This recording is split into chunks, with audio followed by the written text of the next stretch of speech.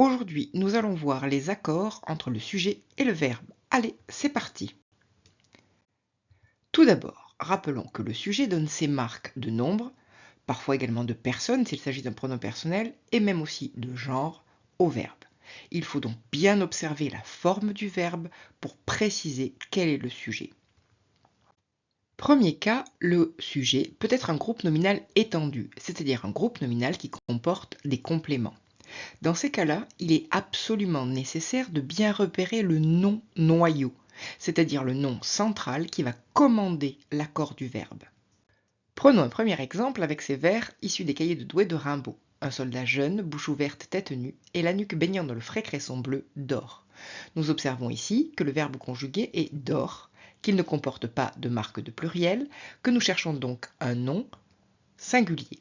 Or, le groupe nominal sujet est un groupe nominal étendu. Ici, le nom noyau est soldat, qui est accompagné d'abord d'un adjectif, jeune, et ensuite d'une série de groupes nominaux mis en apposition, qui n'entrent pas dans le cadre du sujet directement, mais qui sont des ajouts permettant de préciser ce sujet. Nous avons donc bien un verbe conjugué qui s'accorde avec un nom noyau au singulier. Deuxième cas, notre sujet peut être constitué de plusieurs groupes nominaux, étendus ou non, qui vont s'ajouter les uns aux autres parce qu'ils sont juxtaposés et ou coordonnés. Dans ces cas-là, l'accord va se faire au pluriel et il va falloir faire attention au genre de ces noms dans le cadre des temps composés. Prenons un exemple avec cette phrase issue de Manon Lescaut de l'abbé Prévost.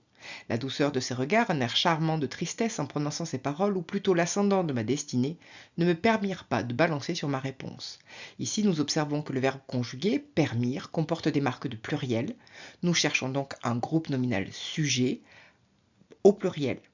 Le groupe nominal sujet est en fait constitué de plusieurs groupes nominaux. Un premier groupe nominal étendu, dont le nom noyau est douceur, étendu avec de ses regards, avec le complément du nom, qui s'ajoute grâce à la juxtaposition avec R, de nouveau nom noyau, étendu lui aussi par différents compléments. Et enfin, un dernier groupe nominal, l'ascendant, qui va s'ajouter grâce à la coordination OU, qui ici n'est pas exclusive mais inclusive. Nous avons donc trois groupes nominaux étendus qui s'ajoutent les uns aux autres pour former un sujet pluriel. Autre cas, le sujet peut être inversé pour notamment des effets stylistiques, cela arrive fréquemment en poésie. Il faut alors bien observer le verbe pour repérer l'accord et surtout se poser la question de qui est le sujet, c'est-à-dire qui est-ce qui fait l'action. Prenons un cas toujours dans les cahiers de Douai de Rimbaud. Tous les bourgeois poussifs qu'étranglent les chaleurs portent les jeudis soirs leurs bêtises jalouses. Nous observons un premier verbe conjugué porte qui comporte des marques de pluriel. Ici le sujet est le groupe nominal étendu tous les bourgeois poussifs qui ici en fait est un sujet séparé du verbe par une subordonnée. Nous observons un second verbe conjugué, de nouveau avec des marques de pluriel. Et là, si nous nous posons la question, qui est-ce qui étrangle? Ce sont les chaleurs et non les bourgeois poussifs. Ce sont eux qui sont étranglés par les chaleurs. Ici, donc, notre groupe nominal sujet est inversé par rapport au verbe pour des raisons stylistiques.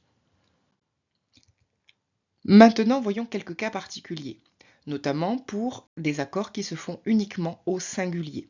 C'est le cas avec on, aucun, rien, chacun, quelqu'un, ou alors avec des noms collectifs comme une foule de. Exemple, dans Candide de Voltaire, rien n'était si beau, si leste, si brillant, si bien ordonné que les deux armées. Ici, on observe que le pronom rien commande un accord au singulier.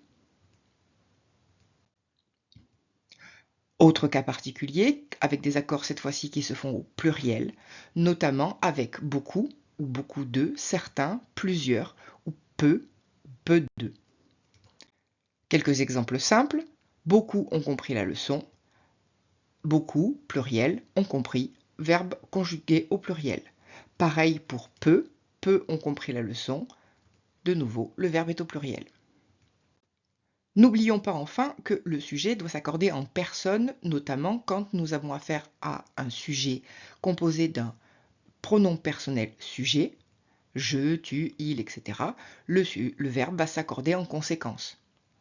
Mais attention, quand nous avons un pronom personnel ou un GN plus moi, à ce moment-là, l'accord se fait comme si nous avions le pronom personnel nous. Et quand nous avons un pronom personnel ou un groupe nominal plus toi, l'accord se fait comme si nous avions le pronom personnel vous.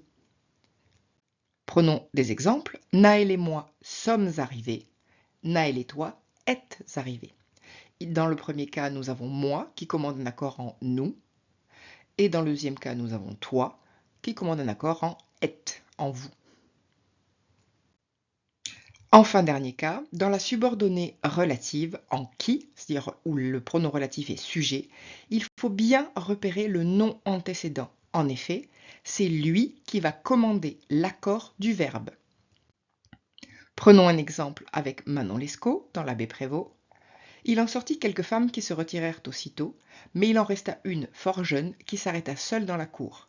Ici, nous observons un premier verbe conjugué, se retirèrent, au pluriel, qui appartient à la subordonnée relative en qui. Ici, ce qui a pour antécédent le groupe nominal pluriel quelques femmes, ce qui explique que le verbe soit conjugué au pluriel. Dans la deuxième subordonnée relative, s'arrêta en qui, de nouveau. Ici, le qui reprend le pronom une, qui est au singulier, ce qui explique l'accord du verbe au singulier. Si vous avez tout compris, vous pouvez maintenant aller voir la vidéo sur les accords du participe passé. Allez, à bientôt!